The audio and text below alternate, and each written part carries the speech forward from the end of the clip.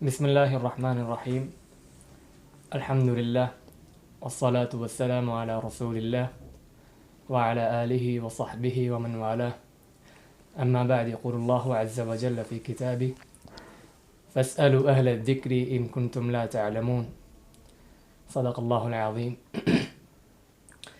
آج انشاءاللہ پہلی نشست سوال و جواب کی، جس میں آپ لوگوں کے سوال ڈاکٹر سید طالب الرحمن حافظہ اللہ تعالی دیں گے۔ جس بھائی کا جو سوال ہو وہ اس نمبر پہ 0316-517-5585 اس پہ واٹس اپ کر سکتا ہے۔ تو سوال و جواب کی طرف شیخ کی طرف جاتے ہیں۔ پہلا سوال یہ ہے کہ زکوٰۃ روپے کی صورت میں اس کا نصاب کیا ہوگا؟ بسم اللہ الرحمن الرحیم۔ رقم کی صورت میں زکوٰۃ سونے کے حساب سے نکالی جائے گی، کیونکہ رقم کے پیچھے اسٹیٹ بینک میں سونا رکھا جاتا ہے۔ تو جو قیمت اگر 7.5 تولے سونے کے برابر آپ کی ہے تو اس پر سونے کے حساب سے زکوٰۃ نکال دی جائے گی۔ اگر 7.5 تولے سونے کی مالیت سے کم ہے تو اس پر کوئی زکوٰۃ نہیں۔ احسن اللہ علیکم۔ دوسرا سوال ہے، جس مسجد میں قبر ہو کیا وہاں نماز پڑھنا جائز ہے؟ جس مسجد میں قبر ہو وہاں پر نماز پڑھنا جائز نہیں ہے، اس لیے کہ نبی اکرم صلی اللہ علیہ وآلہ وسلم نے لعنت فرمائی ہے یہود و نصارہ پر، اور سبب یہ بیان کیا ہے کہ اتخذوا قبور انبیائہم مساجدہ، کہ ان یہودیوں اور عیسائیوں نے اپنے نبیوں کی قبروں کو سجدہ گاہ بنا لیا ہے۔ تو یہ دلیل ہے اس کی حرمت کی کہ جس مسجد میں کوئی قبر ہو وہاں نماز پڑھنی جائز نہیں۔ احسن اللہ علیکم۔ کیا کسی صحابی یا محدث نے انکار حدیث کرنے والے شخص کو گالی دی ہے؟ دیکھیں، گالی اس طریقے کی تو ثابت نہیں جو ہمارے ہاں مروج ہے، جس میں ماں بہن کی گالی یا اس کی ذات پر گالی، لیکن اس قسم کی بات کہ وہ منکر حدیث ہے، دجال ہے، اس قسم کی بات ثابت ہوتی ہے کہ جو جرح کے زمرے میں آتی ہے کہ جو آدمی انکار حدیث کرتا ہے اس پر اس قسم کی جرح موجود ہے۔ بارک اللہ۔ 6 فٹ کی مسافت پہ نماز پڑھنا، اس کا حکم؟ 6 فٹ کی مسافت پر یا 3 فٹ یا 2 فٹ کی مسافت پر نماز پڑھنا صحیح نہیں ہے، سنت کی خلاف ورزی ہے۔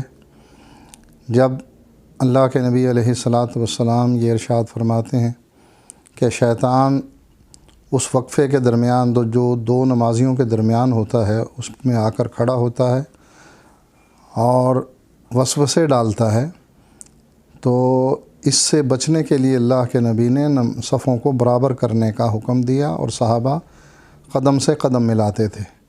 لیکن ان حالات میں جب حکومت مجبور کرتی ہے کہ اگر وقفہ نہیں رکھو گے تو ہم مسجد سیل کر دیں گے اور تم کو نماز پڑھنے کی اجازت نہیں دیں گے، تو ایسی صورت میں یہ انفرادی نماز ہو سکتی ہے کہ جیسے عام انسان گھر میں نماز اکیلا پڑھتا ہے، ایسے ہی اس نماز کو انفرادی نماز خیال کرے۔ جماعت کا ثواب اسی صورت میں ملے گا جب وہ قدم سے قدم ملائیں گے۔ احسن اللہ علیکم۔ والد کے نام پہ خریدی گئی جائیداد تمام بہن بھائیوں میں تقسیم ہوگی؟ اگر والد کی مالیت سے، اس کی رقم سے وہ جائیداد خریدی گئی تب تو وہ بہن بھائیوں میں تقسیم ہوگی، لیکن اگر ایک شخص نے اپنی کمائی سے زمین خریدی ہے اور نام اس نے قصداً یا غلطی سے والد کا لگا دیا ہے تو ایسی صورت میں وہ والد کی ملکیت اور وراثت نہیں بنتی ہے، وہ اس کی جائیداد ہے، لہٰذا وہ بہن بھائیوں میں تقسیم نہیں ہوگی کہ یہ مال اس کا اپنا ہے، والد کا نہیں۔ احسن اللہ علیکم۔ مشرک اور کلمہ گو مشرک میں کیا فرق ہے؟ شرک میں یہ دونوں ہی برابر ہیں۔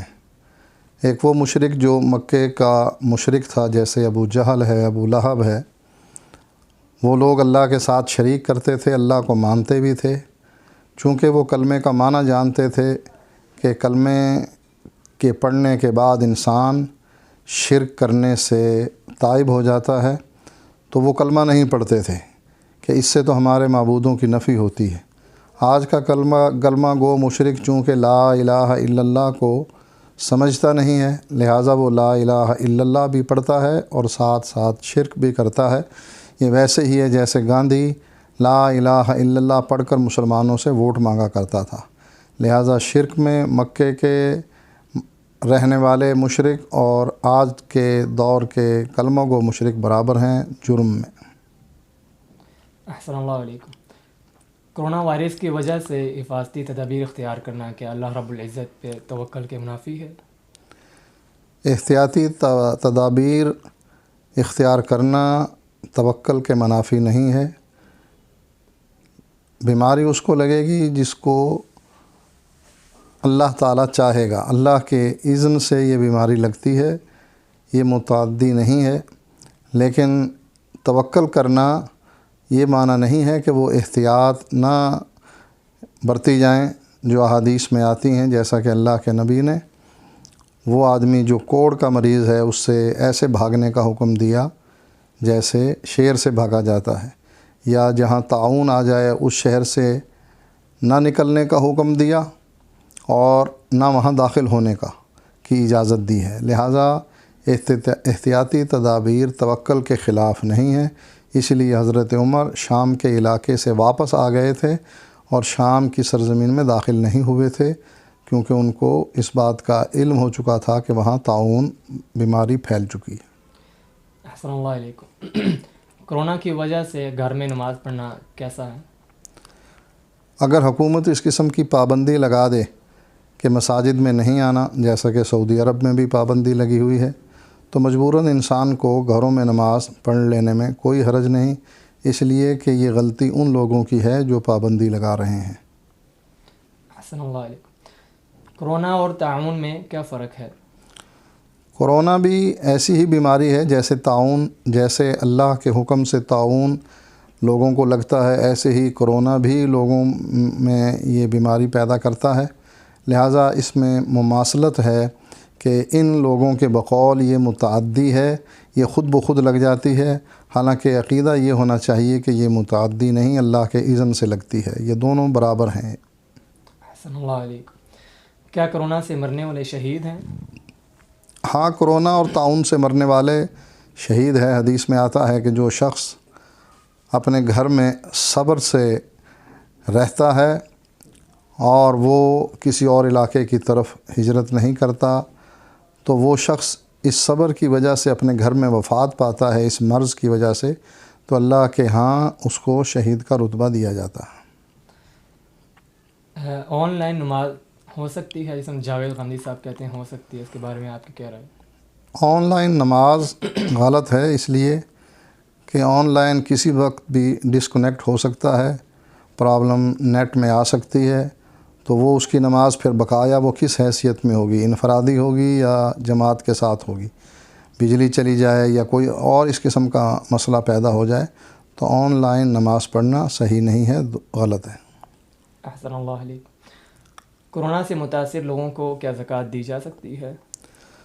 زکوٰۃ عقیدے والے شخص کو دی جا سکتی ہے کہ وہ نمازی ہے اور عقیدہ اس کا صحیح ہے، مشرک نہیں ہے، بدعتی نہیں ہے، یہ اللہ کا مال ہے، تو یہ وہیں پر خرچ ہوگا جہاں انسان عقیدہ صحیح رکھتا ہو اور نماز کی پابندی کرتا ہو۔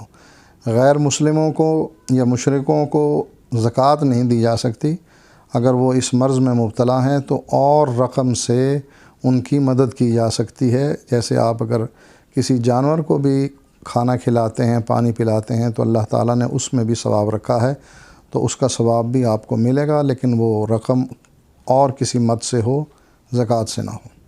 احسن اللہ علیکم۔ یہ شخص کہہ رہے ہیں کہ انہوں نے اپنی بیوی کو 2 مہینے پہلے ایک طلاق صحیح لفظ میں دی ہے اور ایک طلاق آدھی کہہ کے چپ کر گئے تھے۔ اب وہ بیوی اپنے گھر چلی گئی، اپنے بھائیوں کے گھر، تو وہ بیوی کہہ رہی ہے کہ آپ نے مجھے 3 کی 3 طلاقیں دے دی ہیں، اور یہ بھائی کہہ رہے ہیں نہیں، میں نے ایک دن میں آپ کو ایک بار پوری طلاق دی ہے اور ایک بار آدھی طلاق دے دی ہے۔ بیوی کہہ رہی ہے نہیں آپ نے 8 سال پہلے بھی مجھے طلاق دی تھی، تو وہ اب بھائی جو ہیں اس کو نہیں بھیجنا چاہ رہے واپس شوہر کے پاس، تو کیا یہ طلاق ہو گئی ہے؟ اور اگر نہیں ہوئی تو کیا اس کے بھائی جو ہیں وہ گناہ گار ہیں؟ انہوں نے ان کی بیوی کو جو ہے وہ روکا ہوا ہے۔ اگر 8 سال پہلے واقعی اس نے طلاق دی تھی تو یہ ایک طلاق واقع ہو گئی ہے، اور دوسری طلاق وہ واقع ہو گئی ہے جو اس نے اگلے دن اس کے بعد دی 8 سال کے بعد، جس میں ایک دفعہ پورا طلاق کا لفظ بولا اور دوسری دفعہ ادھورا۔ تو یہ ایک موقع اور آ گیا، تو 2 موقع اس نے استعمال کر لیے۔ الطلاق مرتان، اس آیت میں اللہ تعالیٰ نے طلاق کے 3 موقع ذکر کیے ہیں، تو ابھی تک وہ اس کی بیوی ہے، تو وہ رجوع کر لے۔ اگر اس نے عدت کے اندر رجوع کر لیا تو وہ اس کی بیوی شمار ہوگی، اور اس کے بھائیوں کو یہ حق نہیں پہنچتا ہے کہ وہ اس کو روکیں۔ وہ کہہ رہے ہیں کہ میں نے 8 سال پہلے کوئی طلاق نہیں دی ہے۔ پھر اسی کی بات مانی جائے گی شوہر کی کہ وہ 8 سال پہلے جو طلاق اس نے نہیں دی ہے، بیوی اپنی طرف سے یہ بات کہہ رہی ہے، لہٰذا اس کا کوئی ثبوت اگر بیوی کے پاس کوئی گواہ ہے کہ جس کے سامنے اس نے طلاق دی ہو تو پھر گواہوں کی گواہی ہوگی، وگرنہ شوہر کی بات کو تسلیم کیا جائے گا اور یہ ایک طلاق واقعی ہوگی۔ احسن اللہ علیکم۔ یہ سائل پوچھ رہے ہیں کہ آپ طارق جمیل صاحب کے گھر کیوں گئے تھے؟ ہم طارق جمیل صاحب کے ہاں ان کو دعوت دین، دعوت توحید دینے کے لیے گئے تھے کہ وہ چونکہ مسلک علماء دیوبند سے تعلق رکھتے ہیں، اور مسلک علماء دیوبند کے عقائد قرآن و حدیث سے ٹکراتے ہیں، توحید سے ٹکراتے ہیں۔ المہند المفند جو ان کے مذہب کی کتاب ہے، مسلک کی کتاب ہے، اس میں بہت سے عقائد ایسے ہیں جو شرک کے زمرے میں آتے ہیں۔ ہم ان کو یہ دعوت دینے کے لیے گئے تھے کہ کل قیامت کے دن وہ اللہ کو یہ نہ کہیں کہ مجھے کسی نے صحیح راہ نہیں بتلائی۔ ہم نے ان کو کہا تھا کہ آپ قرآن اور حدیث پر عمل کریں، اور وہ عقائد جو قرآن اور حدیث سے ٹکرا رہے ہیں ان کو چھوڑ دیں۔ ان کا کیا جواب تھا؟ ان کا جواب یہی تھا کہ یہ اتنے بڑے بڑے علماء ہیں، ابو منصور ماتوریدی اور ابو الحسن عشری، اور پھر یہ نقشبندیت اور قادریت، چشتیت اور سہروردیت کے جو سلسلے ہیں صوفیت کے، تو یہ بہت بڑے بڑے علماء ہیں۔ ہم ان علماء کو غلط نہیں کہتے، بلکہ ہم یہ کہتے ہیں کہ انہوں نے جو بات کہی ہے وہ صحیح ہے، لہٰذا انہوں نے یہ دعوت ماننے سے انکار کر دیا کتاب و سنت کی، اور وہ جو شرکیہ عقائد ہیں ان کو چھوڑنے کے لیے وہ تیار نہیں ہوئے۔ احسن اللہ علیکم۔ اگر عورت جنابت کی حالت میں ہو تو وضو کر کے کھانا بنا سکتی ہے بغیر غسل کے؟ ہاں، اس میں کوئی حرج نہیں کہ وہ کھانا بنا سکتی ہے، اللہ کا ذکر بھی کر سکتی ہے، لیکن قرآن پڑھنے میں اختلاف ہے، اس سے بچے اور وہ کھانا بنائے بغیر غسل کیے، کوئی حرج نہیں۔ احسن اللہ علیکم۔ کہا جاتا ہے تاریخ کا سب سے بڑا جنازہ امام احمد بن حنبل کا تھا، کہ یہ بات ٹھیک ہے؟ ہاں، مشہور یہی ہے، تاریخ میں ایسے ہی ملتا ہے، لیکن اب اور بھی کوئی جنازہ ہو سکتا ہے کہ جو اس سے بڑا ہو۔ یہ چینل چونکہ مذہبی سوالوں کے جوابات کا ہے، لہٰذا یہ کوئز پروگرام نہیں ہے کہ آپ اس قسم کے سوال پوچھیں۔ جو مسائل، جو سوال عقیدے سے تعلق رکھتے ہیں یا اعمال کے ساتھ تعلق رکھتے ہیں، ان کے بارے میں سوال کیا جائے معلومات لینے کے لیے کہ قرآن کی کتنی آیات ہیں، قرآن کی کتنی صورتیں ہیں، ان سوالوں سے اجتناب کیا جائے۔ بارک اللہ فیکم۔ قرآن میں کہا جاتا ہے نبی علیہ الصلاۃ والسلام کو الم ترى کیف فعل، تو یہ یہاں سے رؤیت سے کیا مراد ہے؟ یہاں سے رؤیت قلبی مراد ہے، یہ نہیں ہے کہ آپ آنکھوں سے دیکھنے والی رؤیت جو ہے وہ لے لیں اس سے، وگرنہ قرآن مجید میں اللہ تعالیٰ کافروں کے بارے میں ارشاد فرماتا ہے، کیا انہوں نے یہ نہیں دیکھا کہ اللہ تعالیٰ نے زمین اور آسمان کی تخلیق کیسے کی؟ اگر اس سے مراد یہ ہو کہ رؤیت عین ہے اور آنکھوں سے دیکھنا ہے، تو کیا کافر اس وقت زندہ تھے، موجود تھے جب اللہ تعالیٰ نے زمین اور آسمان کی تخلیق کی؟ لہٰذا یہاں مراد رؤیت قلبی ہے، یعنی یہ انسان دل سے سوچے کہ کیا تو نے نہیں دیکھا، یعنی وہ واقعہ یاد کرو جو گزر چکا ہے، اس سے مراد رؤیت عین نہیں ہے۔ بارک اللہ فیکم۔ کیا کمزور لوگ کرونا وائرس کی وجہ سے روزہ چھوڑ سکتے ہیں، کیونکہ کمزور لوگوں پہ جو ہے یہ وائرس حملہ کرتا ہے؟ یہ ایک مفروضہ گھڑ لیا گیا ہے کہ کمزور لوگوں پر کرونا حملہ کرے گا۔ اللہ کا اذن ہوگا تو کرونا حملہ کرے گا، اس ڈر سے کہ کہیں میں کمزور نہ ہو جاؤں اور کرونا مجھ پر حملہ نہ کر دے، روزہ چھوڑنا جائز نہیں ہے۔ کیا کرونا کی وجہ سے تراویح چھوڑی جا سکتی ہے؟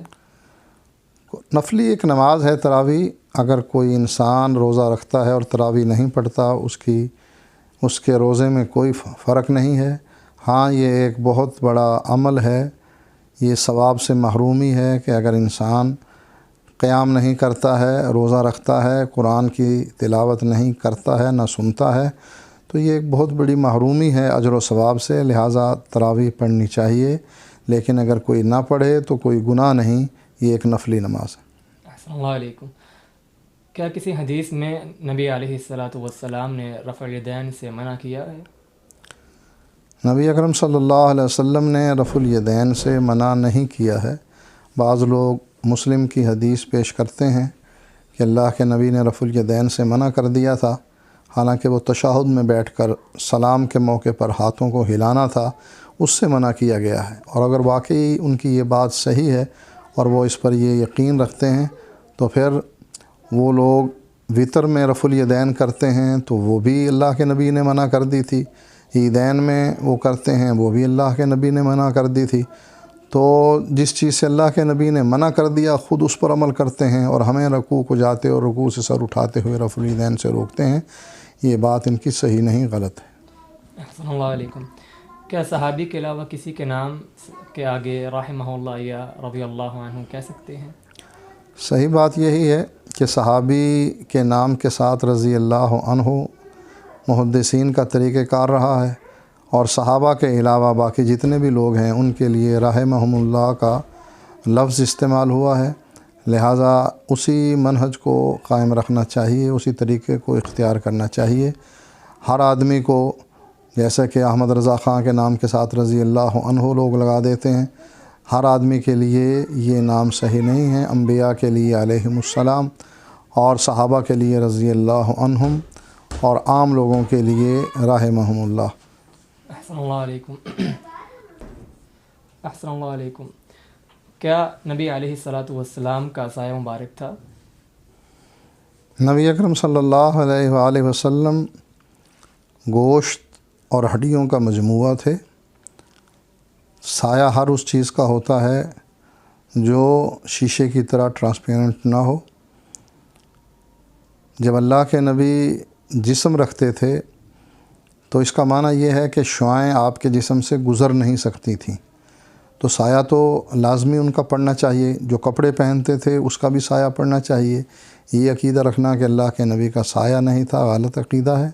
مسند احمد کی روایت ہے، اللہ کے نبی علیہ السلام جب ناراض ہوئے تو امہات المومنین کہتی ہیں، حضرت زینب تھی غالباً، کہتی ہیں کہ میں یہ سمجھی کہ میرا بھائی مجھ کو لینے کے لیے آیا ہے۔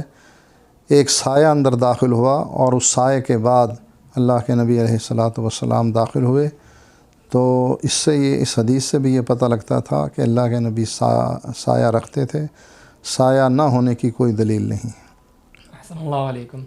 یہ سائل کہہ رہے ہیں کہ میں نے دور جاہلیت میں حقوق العباد میں کسی کے ساتھ جو ہے وہ کمی کی تھی، ان کا حق مارا تھا، تو کیا یہ کہنا جائز ہے کہ اللہ رب العزت حقوق العباد کو جس میں وہ کمی کرتا ہے اس کو معاف نہیں کریں گے؟ یہ کہنا صحیح نہیں ہے۔ حقوق العباد بھی اللہ تعالیٰ معاف فرما دے گا۔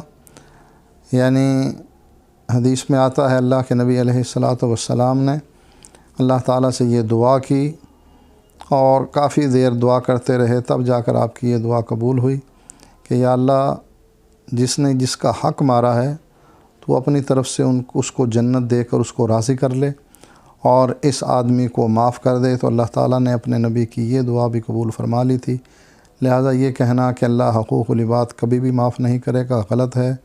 جو چیز معاف نہیں ہوگی وہ شرک ہے، کہ اللہ تعالیٰ شرک کو معاف نہیں کرے گا۔ احسن اللہ علیکم۔ اگر اہل حدیثوں کی مسجد دور ہو تو کیا دیوبندیوں کی مسجد میں نماز پڑھ سکتے ہیں؟ نماز پڑھنے کے لیے یہ بات سامنے رکھ لینی چاہیے کہ جس آدمی کا عقیدہ صحیح ہے اور وہ سنت کے مطابق نماز پڑھتا ہے، اس کے پیچھے نماز پڑھنا صحیح ہے۔ چونکہ علماء دیوبند کا عقیدہ قرآن و حدیث سے ٹکراتا ہے، اور وہ سنت سے ہٹ کر نماز پڑھتے ہیں، درمیان میں وقفہ دے کر نماز پڑھتے ہیں، لہٰذا ان کے پیچھے نماز پڑھنا صحیح نہیں ہے۔ احسن اللہ علیکم۔ قرآن پڑھ کے اثار ثواب کیا کیا جا سکتا ہے؟ قرآن پڑھ کر کسی کو ایصال ثواب کرنا یہ احادیث سے ثابت نہیں ہے۔ صدقہ خیرات کسی کی طرف سے کیا جا سکتا ہے اور وہ اس کو ثواب ملے گا۔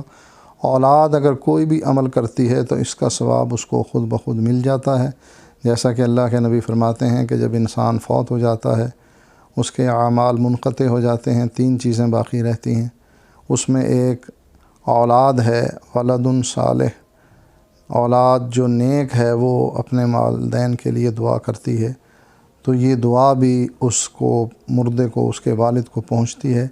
تو ایصال ثواب کسی کی طرف سے صدقہ خیرات کر کے کیا جا سکتا ہے، قرآن پڑھ کر ایصال ثواب کرنا احادیث سے ثابت نہیں۔ احسن اللہ علیکم۔ یہود غرقت کے درخت کی افزائش کیوں کرتے ہیں؟ یہود اس درخت کی اس لیے افزائش کر رہے ہیں کہ یہ درخت یہودیوں کا درخت ہے۔ اللہ کے نبی علیہ الصلاۃ والسلام فرماتے ہیں کہ جب دجال سے مقابلہ ہوگا اور یہودی دجال کا ساتھ دیں گے، ایسے میں ہر چیز آواز دے کر مسلمان سے کہے گی کہ آؤ میرے پیچھے، اللہ کے بندے آؤ میرے پیچھے، اللہ کا دشمن چھپا ہوا ہے، اس کو آ کر قتل کر دو، سوائے غرقت کے درخت کے۔ تو یہ یہودیوں کا ایک خاص درخت ہے، وہ اس کی افزائش اس لیے کر رہے ہیں کہ ان کو بھی اس بات کا علم ہے کہ ہمیں بچانے والا مسلمانوں سے یہی درخت ہوگا جو ہماری حمایت کرے گا، باقی کائنات کی تمام چیزیں ہمارے خلاف ہوں گی اور مسلمانوں کو یہ دعوت دیں گی کہ یہودیوں کو آ کر قتل کر ڈالو۔ احسن اللہ علیکم۔ کیا ماسک پہن کے نماز ہو سکتی ہے؟ ماسک پہن کر نماز ہو سکتی ہے جب انسان کو اس قسم کی کوئی بیماری ہو کہ اسے چھینکیں آتی ہوں یا اسے نزلہ ہو یا کوئی اور بھی اس قسم کا مسئلہ ہو تو ماسک پہن لے۔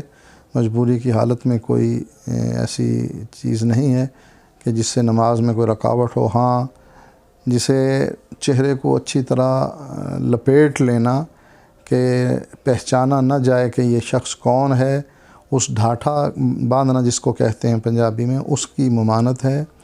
اور ماسک پہننا چونکہ یہ خاص ناک پر آتا ہے لہٰذا اس سے اس کی صورت چھپتی نہیں ہے، تو اگر کوئی ماسک پہنتا ہے تو نماز ہو جاتی ہے۔ احسن اللہ علیکم۔ پاکستانی میڈیا پہ ترکی ڈرامے جو ہے وہ چلائے جا رہے ہیں رمضان میں، اس کے بارے میں آپ کیا کہیں گے؟ ڈرامہ جس میں مرد اور عورت کی تصاویر آتی ہیں اور اس میں بہت غلط قسم کے قصے کہانیاں بھی ہوتے ہیں، تو ان ڈراموں کو دیکھنا اور نماز تراویح کو چھوڑ دینا یہ صحیح نہیں ہے۔ ڈرامے ویسے بھی دیکھنا جس میں ساز ہو، عورتوں کی تصویریں ہوں، صحیح نہیں ہے۔ لہٰذا امت کو یہ نصیحت ہے کہ وہ چاہے کسی قسم کے ڈرامے ہوں، وہ اسلام کے نام پر بنائے گئے ہوں یا غیر اسلامی ہوں، ان کو دیکھنے سے اجتناب کریں۔ احسن اللہ علیکم۔ دعائے قنوت میں ہاتھ اٹھانا کیسا ہے، تفصیل سے بتا دیں۔ دعائے قنوت میں ہاتھ اٹھانا یا نہ اٹھانا کوئی مسئلہ نہیں ہے۔ اگر ہاتھ اٹھا لیے جائیں تو یہ دعا مانگنے کا طریقہ ہے جو احادیث میں وارد ہوا ہے۔ ہاتھ اٹھائے جا سکتے ہیں ان احادیث کی وجہ سے جس میں اللہ کے نبی علیہ الصلاۃ والسلام فرماتے ہیں کہ جب ہاتھ اٹھاؤ تو اپنے ہاتھ کے اندرونی حصے کو آسمان کی طرف بلند کرو۔ تو ان احادیث کی روشنی میں اگر کوئی ہاتھ اٹھانا چاہے تو اٹھا سکتا ہے، اور اگر کوئی نہ اٹھانا چاہے تو ہاتھ بندے بندے بھی دعائے قنوت مانگی جا سکتی ہے۔ صحابہ سے یہ بات ثابت ہے کہ وہ نماز میں دعائے قنوت میں ہاتھ اٹھایا کرتے تھے۔ احسن اللہ علیکم۔ سعودی عرب میں کوڑوں کی سزا ختم کر دی گئی ہے، اس میں آپ کیا کہیں گے؟ دیکھیں، جو شریعت میں سزا مقرر ہے اس کو کسی کے ختم کرنے سے ختم نہیں کیا جا سکتا۔ جب اسلام اس بات کو اس کی اجازت دیتا ہے، حکم دیتا ہے کہ شراب پینے والوں کو اس طریقے سے کوڑے مارے جائیں، یا جو غیر شادی شدہ ہے وہ اگر بدکاری کا عمل کرتا ہے اس کو اتنے کوڑے مارے جائیں، تو یہ سزا جو کہ قرآن و حدیث میں موجود ہے، لہٰذا کسی کے ختم کرنے سے یہ ختم نہیں ہوتی ہے۔